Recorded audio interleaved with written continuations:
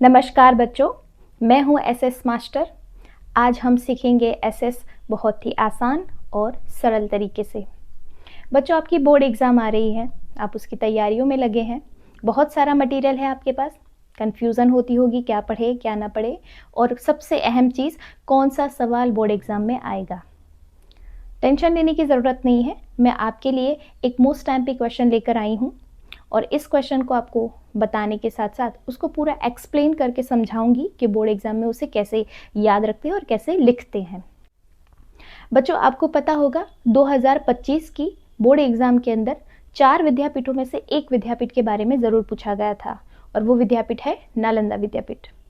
तो डेफिनेटली नालंदा विद्यापीठ इस बार इस बोर्ड एग्जाम में तो नहीं आएगा, पर उससे मिलता जुलता विद्यापीठ वाला अगर क्वेश्चन आ सकता है तो वो क्वेश्चन है वल्लभी विद्यापीठ। आइए वल्लभी विद्यापीठ के बारे में जानते हैं।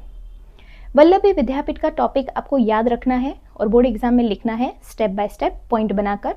तो उसे कैसे याद करेंगे और कैसे लिखेंगे, कैसे पॉइंट बनाएंगे, तो मैं आपको यहाँ पर कुछ पॉइंट बनाकर समझाऊंगी। सबसे पहला, इसका स्थान।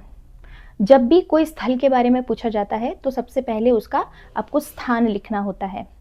बच्चों, स्थान, लोकेशन आपको याद रखनी है। तो वल्लभी वो कहाँ पर है वो आपको ध्यान में रखना है।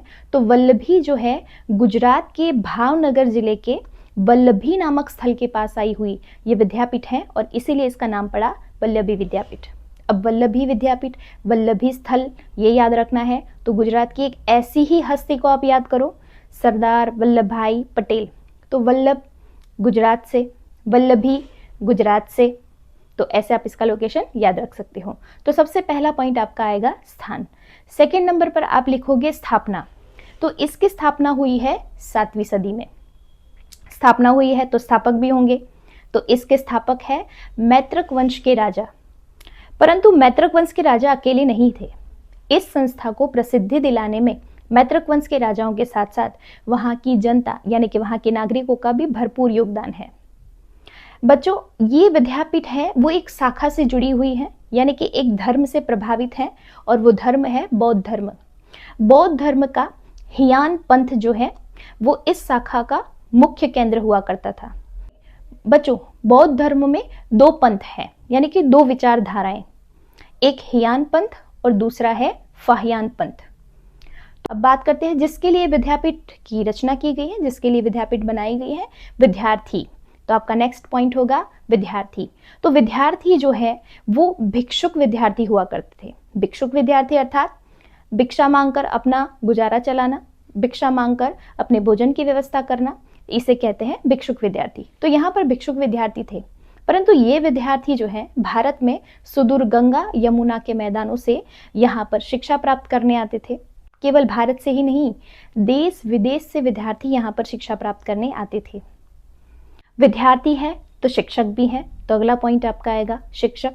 तो शिक्षकों को वहाँ पर आचार्य कहा जाता था और 2 ऐसे महान विद्वान आचार्य, अग्रगण्य आचार्य, स्थिरमती और गुणमती। ठीक है, कितना सुंदर नाम है, स्थिरमती और गुणमती।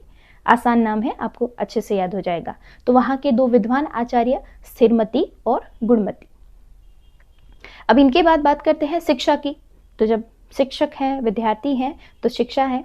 तो शिक्षा के विषय में बात करते हैं तो वल्लभी विद्यापीठ में शिक्षा की प्रणाली कुछ विशिष्ट प्रकार की थी, विशिष्ट शिक्षा प्रणाली थी, और जिस वजह से वो भारत में ही नहीं देश विदेश में प्रसिद्ध थी।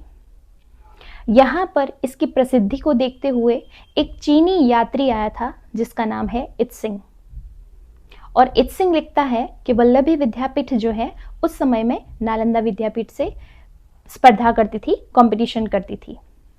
देखो, वल्लभी विद्यापीठ और नालंदा विद्यापीठ दोनों एक ही समय काल में है, तो इस वजह से वो दोनों उस समय में एक दूसरे से कंपटीशन करती थी, स्पर्धा करती थी।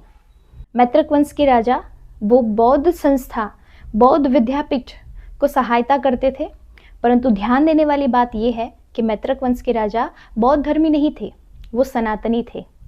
सनातन की यही खूबसूरती है। और ये उस समय के मैत्रक राजाओं की वल्लभी जो है राजधानी हुआ करती थी, और राजधानी होने के साथ साथ अंतर्राष्ट्रीय बंदरगाह भी थी। ठीक है, तो वल्लभी विद्यापीठ जो है वो विद्यापीठ भी है, वल्लभी जो स्थल है वो राजधानी है, और वल्लभी स्थल एक अंतर्राष्ट्रीय बंदरगाह भी। यहाँ के जो विद्वान है उनका नाम दरवाज़ों के ऊपर लिखा जाता था, और ये विद्वान राज्यसभा में अपना पांडित्य दिखाकर ऊंचे से ऊंचा पद प्राप्त करते थे, यानी कि अपने नॉलेज के आधार पर उन्हें पद मिलता था। का निर्वाह, ये विद्यापीठ का निर्वाह जो है मैत्रक वंश के राजा और कई ऐसे श्रेष्ठियों के द्वारा दान दिया जाता था, और उससे इस विद्यापीठ का निभाव होता था, यानी कि निर्वाह होता था, उनसे उनका खर्चा चलता था। अब जानते हैं इस विद्यापीठ का विनाश कैसे हुआ। आपका आखिरी पॉइंट, इस विद्यापीठ का विनाश। तो 775 में अरबों के आक्रमण से मैत्रक राजा जो है वो पराजित हुए, और उनके पराजय के बाद ये विद्यापीठ जो है बंद हो गया। बच्चों, हमारे लिए गौरव की बात यह है कि गुजरात के अंदर एक ऐसी प्राचीन विद्यापीठ आई है जो आज से कई वर्षों पहले विश्व में एक प्रसिद्ध यूनिवर्सिटी के तौर पर उजागर हुई थी। देखा बच्चों, ऐसे ही हम इस प्रश्न के उत्तर के ये सारे पॉइंट लिखेंगे, एक के बाद एक पॉइंट को जोड़ते जाना है, कड़ी बनाते जाना है और उसे समझकर लिखना है। उसके कुछ फैक्ट्स हैं वो आपको याद रखने होंगे, ठीक है। इस तरह से सारे स्टेप बाय स्टेप आपको पॉइंट समझने हैं, उसको याद कर लेने हैं, और ऐसे ही आप बोर्ड में अच्छे नंबर प्राप्त कर सकते हैं। बच्चों, ऐसा ही फिर से कोई टॉपिक मैं लेकर आपके सामने ज़रूर आऊँगी, और इसको बहुत ही आसान तरीके से आपको समझा दूँगी ताकि आपको तैयारी करने में थोड़ी मदद मिल जाए। बोर्ड एग्ज़ाम के लिए ऑल द बेस्ट। फिर मिलते हैं अगले वीडियो में। धन्यवाद।